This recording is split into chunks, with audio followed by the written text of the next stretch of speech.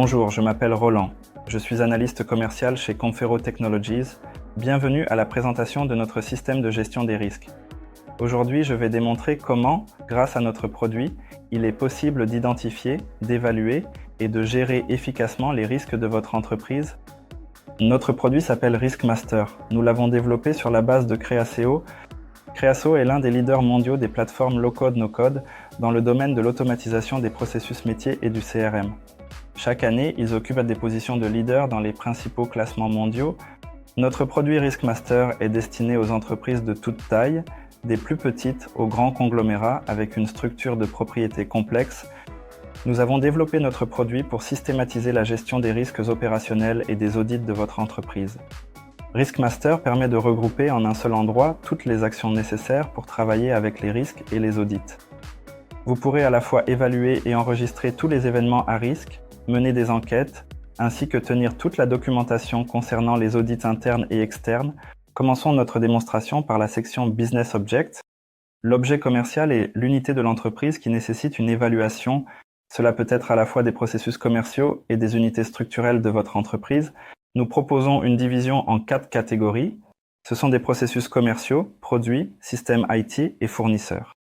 Il peut y avoir un nombre absolument quelconque de ces catégories. Vous pouvez soit vous en passer complètement, soit ajouter vos 10 catégories supplémentaires. Considérons la catégorie des systèmes informatiques et prenons le système informatique bien connu, Internet Bank, et examinons la carte de l'objet commercial, ce qu'elle représente. À l'intérieur de la carte Business Object, toutes les analyses, métriques et informations principales sont rassemblées pour aider la personne responsable de ce Business Object à surveiller toutes les informations nécessaires en un seul endroit. Par exemple, dans la première section Analyse, la métrique nécessaire pour l'analyse quotidienne. Ensuite, nous voyons une liste d'objets commerciaux subordonnés. S'il existe une telle hiérarchie, dans le cas de Internet Bank, nous avons effectivement des business objects subordonnés. C'est un back-office system, c'est une Android Mobile Application, iOS, et c'est un Notification Service. Nous voyons ensuite les protocoles d'action préventive. Ce sont des actions que nous planifions et que nous exécutons régulièrement. Comme nous le voyons, nous avons 4 protocoles. Chacun a sa propre période. Certaines actions doivent être effectuées chaque jour, d'autres une fois par trimestre. Il est également possible de créer des actions qui doivent être effectuées avec une fréquence d'une fois par semaine, une fois par an, une fois par mois. L'onglet suivant est RCSA. RCSA est l'acronyme de Risk and Control Self-Assessment. C'est l'endroit où nous allons stocker toutes les informations sur l'évaluation de cet objet commercial. Ici, il y aura une liste avec toutes les évaluations et à tout moment, il sera possible d'accéder et de trouver l'évaluation pour n'importe quelle année, n'importe quelle période. Et nous verrons des informations pertinentes. Dans cet exemple, nous avons 2 évaluations, une archivée, une active. Je propose de passer à l'actif et de voir quelles informations y sont stockées. Nous voyons les informations principales, remplies, et la section évaluation des risques, où les risques qui ont été évalués et leur évaluation sont ajoutés. Si nous accédons directement à l'enregistrement du risque lui-même, nous verrons comment l'évaluation se déroule.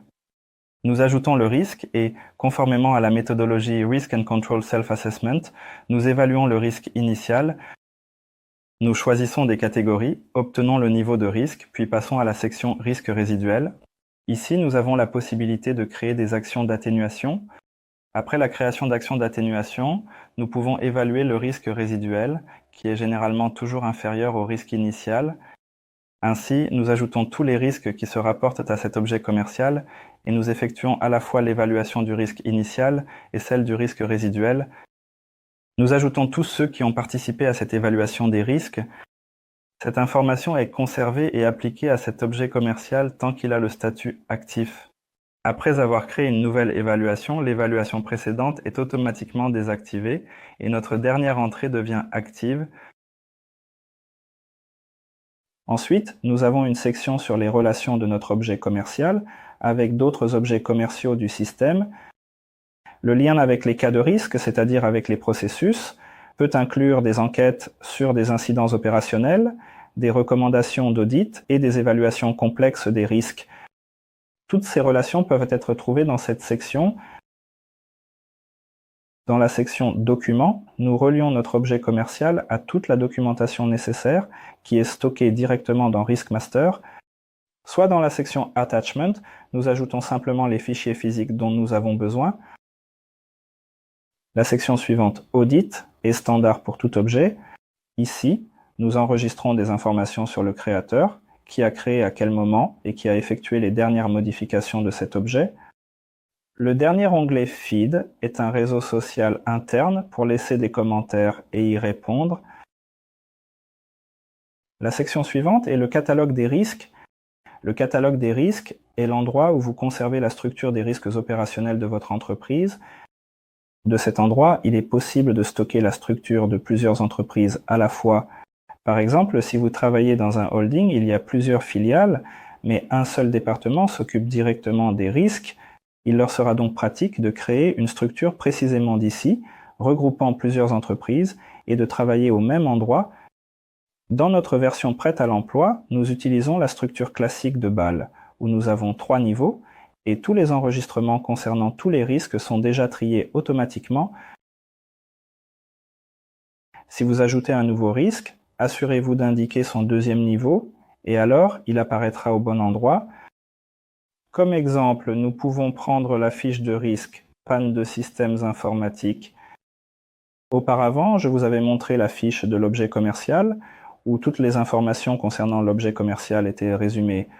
Dans cette situation, il s'agit d'une fiche de risque, où toutes les informations relatives au risque sont résumées. Le sens de ces fiches est très similaire, afin que la personne responsable, dans ce cas pour le risque, puisse accéder à la fiche de risque et trouver en un seul endroit toutes les informations qu'elle doit contrôler. Ici, nous voyons à la fois la classification du risque et encore une fois, les actions préventives qui se rapportent à ce risque. Auparavant, nous avons examiné sous l'angle des objets commerciaux. Ici, nous voyons sous l'angle du risque toutes les actions préventives où ce risque a été noté. Ensuite, nous voyons tous les RCSA, c'est-à-dire toutes les matrices d'évaluation des risques et des contrôles, dans lesquelles nous avons utilisé ce risque pour l'évaluation. Nous avons précédemment observé Internet Banking et nous voyons Internet Banking dans cette liste, mais ce risque est populaire. Il a également été utilisé dans l'évaluation d'autres objets commerciaux. Et ici, nous voyons la liste complète des objets commerciaux et encore une fois la section métrique où nous collectons l'analytique nécessaire, les KPI, qui peuvent être très facilement personnalisés selon les besoins de votre entreprise. Ensuite, l'onglet avec les relations avec d'autres objets commerciaux et les cas de risque. Comme je l'ai dit précédemment, cela peut être des enquêtes, cela peut être des évaluations d'autres risques ou des recommandations d'audit. Et ensuite, 3 onglets standards que j'ai précédemment démontrés dans l'objet commercial. Ils seront identiques dans tous les objets de Risk Master. Ce sont des documents où nous stockons tous l'audit, enregistrons info et le feed. C'est un réseau interne. Passons à la section RCSA. Auparavant, je vous avais déjà montré les matrices RCSA en fonction des objets commerciaux ou en fonction d'un risque spécifique. Une section distincte RCSA a été créée pour les employés qui suivent spécifiquement le RCSA dans l'ensemble de l'entreprise. C'est un endroit où il est très pratique et très facile de filtrer et de suivre facilement la date d'expiration, ainsi que les différentes matrices. Il est très facile de créer des filtres et de suivre par exemple quelles évaluations se termineront ce mois-ci ou pour lesquelles la date limite d'évaluation est déjà passée. Nous pouvons également filtrer par exécutant, par statut, par objet commercial. D'un seul endroit, on peut accéder à l'évaluation de n'importe quel objet commercial du système. Passons à la section protocole préventif. C'est l'endroit où nous créons des actions préventives. Planifions nos activités à l'avance pour réduire la probabilité d'apparition d'un cas de risque. Prenons la fiche d'un des protocoles préventifs et examinons-la en détail. Prenons par exemple le test d'intrusion. Ici, nous désignons la personne responsable, nous indiquons la fréquence à laquelle nous devons agir, nous précisons le statut de cette action et nous pouvons choisir quel type d'action sera créée. C'est un cas de risque, c'est-à-dire que nous avons un processus avec des étapes où chaque étape a son responsable, ou une activité, c'est simplement une action ordinaire, unidimensionnelle, qui doit être effectuée pour la comptabilité. Nous notons également tous les objets commerciaux qui sont liés à cette activité préventive, ainsi que les risques que cela influence. Et dans la section cas de risque associés, nous voyons déjà tous les processus qui ont été formés basés sur le règlement que nous avons indiqué. Une fois par trimestre, un processus était initié, dont Émilie était responsable, et c'était précisément un cas de risque, c'est-à-dire un processus avec un ensemble défini d'étapes et de responsables. En revenant, nous voyons que 3 de ces processus ont déjà été initiés. Si la première partie de notre présentation était sur les choses que nous pouvons planifier, la seconde se rapportera davantage au travail quotidien, c'est-à-dire avec quoi il faut en réalité faire face chaque jour. La première section s'appelle « Incidents ». C'est l'endroit où nous enregistrons les alertes. Ce n'est pas une compréhension classique de l'incident opérationnel, c'est plutôt une alerte des événements, des signaux que nous recevons, et en les évaluant, nous pouvons commencer une enquête. Comment les incidents peuvent-ils survenir? Il y a 3 types. Le premier, simplement à partir du système, l'employé crée un nouvel incident et remplit toutes les informations nécessaires. La deuxième approche consiste à définir une adresse email spécifique, par exemple risk@confero.tech. Tous les courriels qui arriveront à cette adresse seront automatiquement enregistrés comme incident, qui sera ensuite traité directement par un employé du département de gestion des risques et décidera si cela constitue réellement un incident nécessitant une enquête supplémentaire ou s'il s'agit simplement d'informations non classifiables. Et le troisième type est l'intégration avec un système tiers.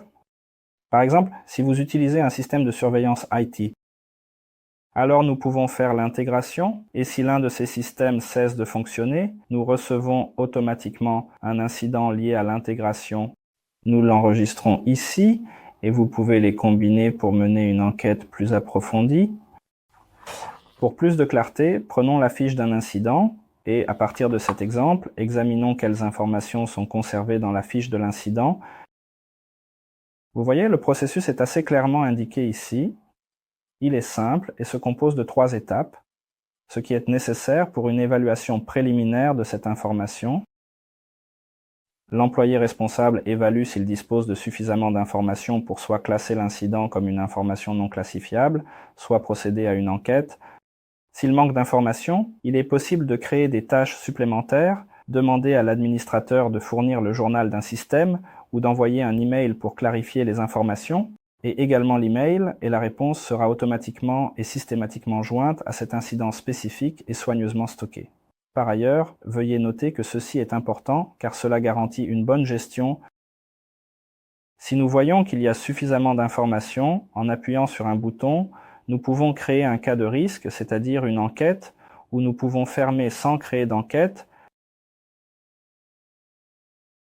Un cas de risque a déjà été créé pour cet incident, c'est-à-dire un processus, et nous allons immédiatement y accéder pour voir comment cela se déroule.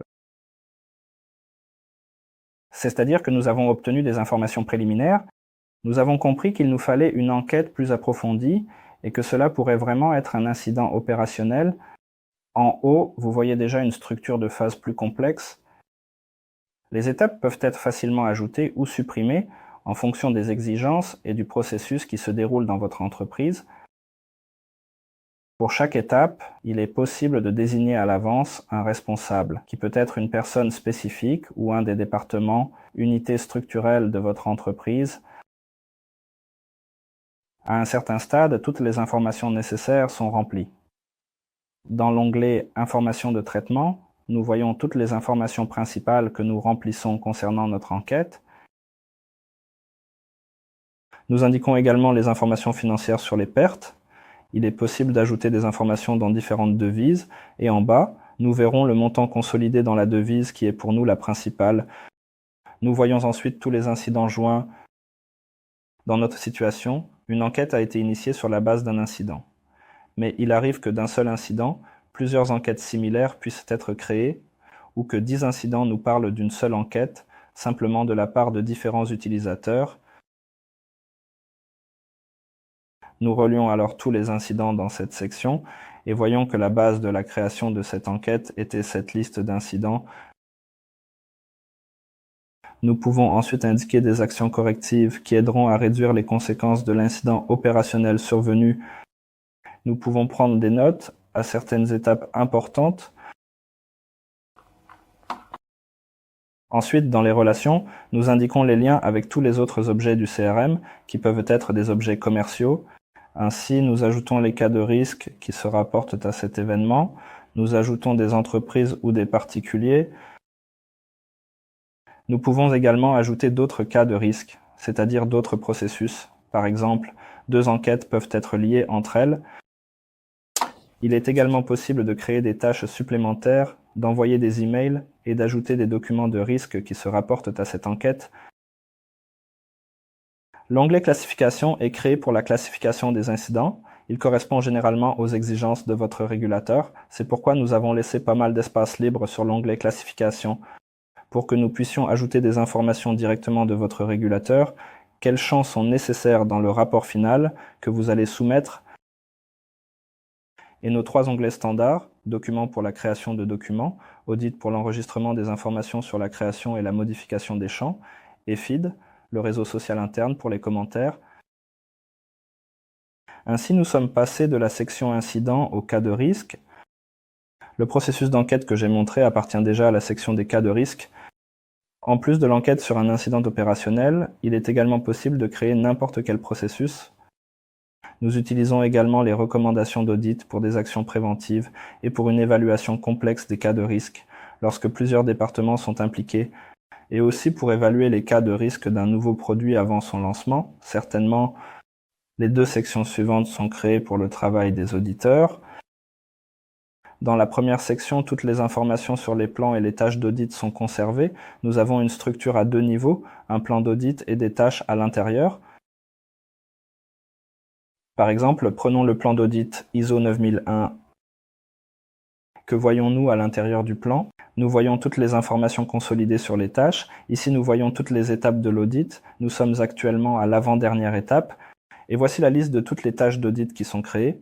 Et à l'intérieur de chaque tâche, l'audit travaille déjà, enregistrant ses observations, ses défauts et ses recommandations. Nous établirons également ici une liste des participants à l'audit, des commentaires supplémentaires et des emails qui ont été envoyés pendant l'audit. Pour plus de clarté, nous pouvons accéder à l'une des tâches, par exemple la première tâche, ici la vérification des documents réglementaires. Nous voyons les notes de l'auditeur avec des sections qu'il a déjà vérifiées, les participants, les emails envoyés et des tâches supplémentaires. Et dans la section audit, nous voyons déjà directement ce que l'auditeur a décidé de consigner. Cela peut être des défauts, des recommandations, toutes les choses qu'il a enregistrées, qu'il doit également évaluer la responsabilité pour cet objet commercial. C'est soit la responsabilité pour le processus commercial, pour le système informatique, pour le domaine où un événement est enregistré. Prenons l'exemple de cette constatation d'audit, c'est-à-dire que l'auditeur a constaté qu'il n'y a pas de structure organisationnelle actuelle dans la procédure. Il a indiqué la responsabilité pour cet objet commercial, a donné sa recommandation. Après que l'auditeur a rempli toutes ces informations, il a été transféré à l'étape de révision par le propriétaire de l'objet. Par conséquent, la personne responsable de cet objet commercial a reçu une notification et a pris connaissance de l'information que l'auditeur a enregistrée, a ajouté son commentaire et a transféré à l'étape de l'audit, car le responsable lui-même ne peut pas fermer directement. Le dernier mot revient tout de même à l'auditeur. Si l'auditeur est d'accord avec les informations fournies et avec la décision prise par la personne responsable de l'objet d'affaires, c'est-à-dire qu'il a la possibilité de choisir une solution, il accepte le risque et ne voit pas l'intérêt de créer un processus supplémentaire pour l'amélioration. Soit il choisit la solution qu'il est nécessaire d'améliorer, et alors quand l'auditeur est d'accord avec sa décision, il passe au statut fermé. Le processus de recommandation d'audit est automatiquement initié et il doit être exécuté par la personne responsable appropriée de cet objet d'affaires. Nous passons ici et voyons déjà tout un processus qui a été initié sur la base du constat d'audit que nous voyons ici en rapport. Et ici, en effet, C'est l'endroit très important et nécessaire où il faut exécuter le constat d'audit dans le délai promis. Encore une fois, nous voyons des étapes établies avec des responsables à chaque étape. Ici, nous pouvons ajouter toutes les activités correctives qui doivent être réalisées pour couvrir le constat d'audit ou la recommandation indiquée par l'auditeur.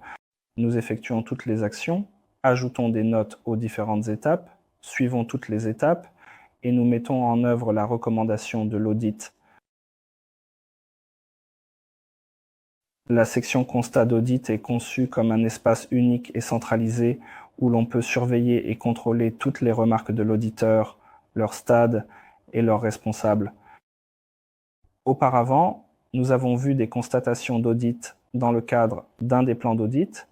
Ici, c'est l'endroit où nous pouvons facilement filtrer, créer des dossiers et encore une fois, rechercher les constatations d'audit qui n'ont pas été exécutées à temps ou qui doivent être réalisées ce mois-ci et déjà directement effectuer le suivi depuis un seul endroit.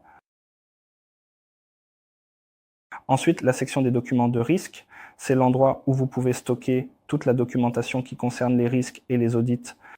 En enregistrant le document ici, vous n'avez pas besoin d'ajouter le fichier à chaque fois dans chaque endroit, mais simplement d'établir un lien avec cet objet d'affaires. Prenons pour illustration la carte d'un des documents qui a été ajouté. Ici, nous voyons les informations principales sur les dates de création et jusqu'à quelle année ce document est valable. Dans l'attachement, nous ajoutons le document physique lui-même. Ainsi, nous stockons toutes les informations en un seul endroit et il est facile de les lier à d'autres objets d'affaires. La dernière section, activités. Dans de nombreuses sections, j'ai montré que nous avons des activités. Les activités sont simplement des tâches qui peuvent être assignées dans le cadre de n'importe quel objet. Elles peuvent être des tâches pour un objet d'affaires, des tâches dans le cadre de risque ou dans le cadre d'une enquête sur un incident. Et encore une fois, c'est l'endroit où nous pouvons contrôler et voir toutes les activités d'un employé spécifique, celles qui ont été réalisées dans les délais, celles qui restent à faire ou celles dont la date limite est déjà dépassée. C'était la dernière section que je voulais vous montrer aujourd'hui. Merci de votre attention, nous serons ravis de recevoir vos commentaires. Nous améliorons constamment notre produit afin qu'il corresponde au mieux aux attentes de nos clients.